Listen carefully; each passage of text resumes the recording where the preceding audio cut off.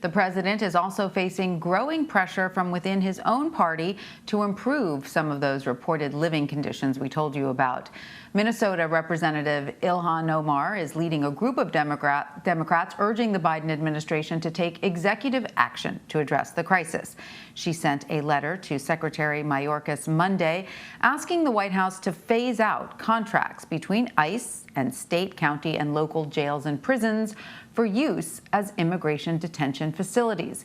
In a subsequent statement, Representative Omar said, quote, "Phasing out DHS contracts with localities for immigration detention is a much-needed step toward restoring basic humanity to our immigration system. We must truly sever the financial incentives causing the expansion of an unnecessary and abuse-ridden system of mass incarceration. Now is our chance to stop this abusive system from causing more unnecessary harm." Ro Khanna is a Democrat representing California's 17th district, which includes parts of Silicon Valley near San Francisco. He is a member of the Congressional Progressive Caucus and serves on the House Armed Services, Agriculture, and Oversight Committees. And he joins me now. Representative Khanna, welcome. It's great to have you with us. So you did not join your progressive colleagues on that particular letter, but you have called the conditions for unaccompanied migrant children at the border, quote, human rights violations and morally unacceptable. Is the Biden administration responsible for the current conditions? And if so, what can House Democrats do to hold them to account? Well, they've obviously inherited a terrible situation after 4 years of President Trump.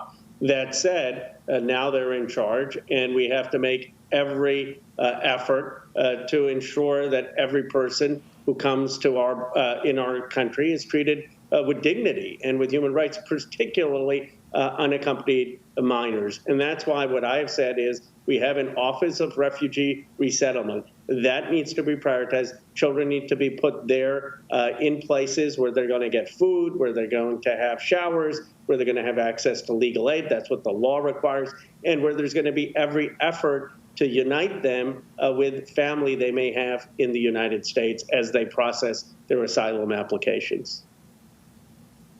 Now, the president and Democrats have made proposals for sweeping changes to the immigration system.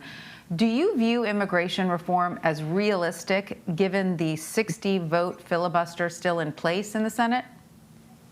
I do. I think the American people want a solution. One of the things we have to recognize is the root cause of the situation, which is violence in Central America.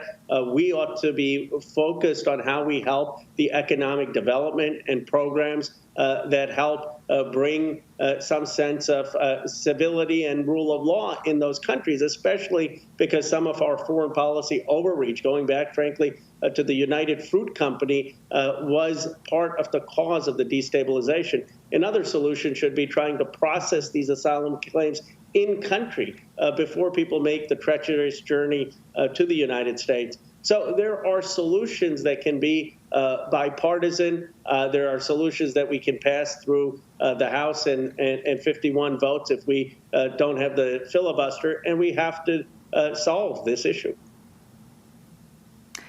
Going back to the filibuster, you have criticized the Senate rule for effectively blocking the $15 per hour federal minimum wage. We do know that centrist Democrats like Joe Manchin and Kyrsten Sinema still believe the rule is important, and thus they wield immense power in the Senate. But progressives can do the same in the House, given the slimmed-down majority. So how does the Progressive Caucus plan to flex that political capital to make sure that your priorities can survive the Senate as well?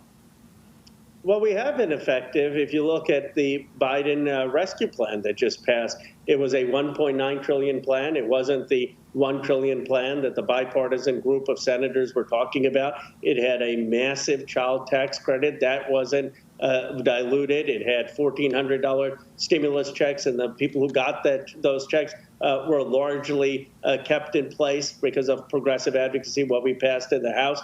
Yes, we didn't succeed on increasing the minimum wage, and we're going to continue to push for that. In fact, I'm organizing a press conference on Friday with labor leaders and members on that. But we did get a lot of our priorities in place. All right, so let's look ahead to an example that is likely soon to be on the docket, infrastructure. A hot mic caught Senator Ben Cardin of Maryland admitting to Transportation Secretary Pete Buttigieg that any infrastructure proposal will likely be done through the same reconciliation process as the American Rescue Plan because of course, the GOP opposition. So what is the progressive vision for any infrastructure proposal? And how can you guarantee that those measures will receive all 50 Democratic Senate votes without the need for moderates to pare down the bill? It's sad that even on infrastructure, something that the country desperately needs, that's going to create jobs, that President Trump wanted to do, that we aren't going to be able to get Republican votes. I mean, that's really a sad commentary on the state of the Republican Party and the state of the United States Senate. But we need to have an infrastructure that's going to create modern broadband at a time where we're all seeing the importance of virtual interactions at work, that's going to have investments in clean energy for the jobs of the future, that's going to repair our roads, our airports, our bridges. These are common sense investments, the smart grid. And I believe that there's going to be a broad coalition in the Democratic Party. And frankly, there should be Republicans who are for this kind of investment. All right, I want to also ask about the Middle East, because yesterday, of course, marked 10 years since the beginning of the terrible Syrian civil war. You spoke to Axios last weekend to criticize the Biden administration for its approach in the Middle East. So what do you believe is incorrect about the president's approach, and what should be done specifically to address the humanitarian crisis in Syria? Should our troops be sent home?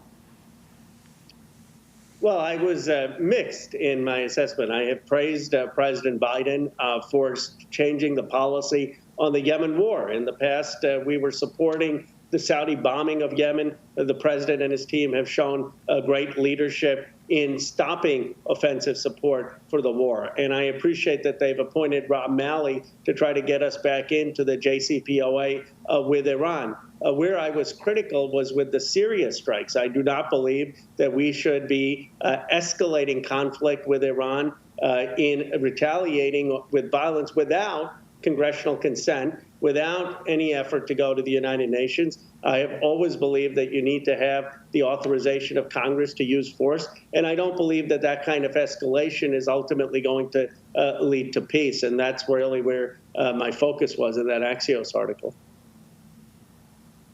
All right, well, California Representative Ro Khanna, thank you so much for joining us. We appreciate your time. Thank you. Thanks for having me.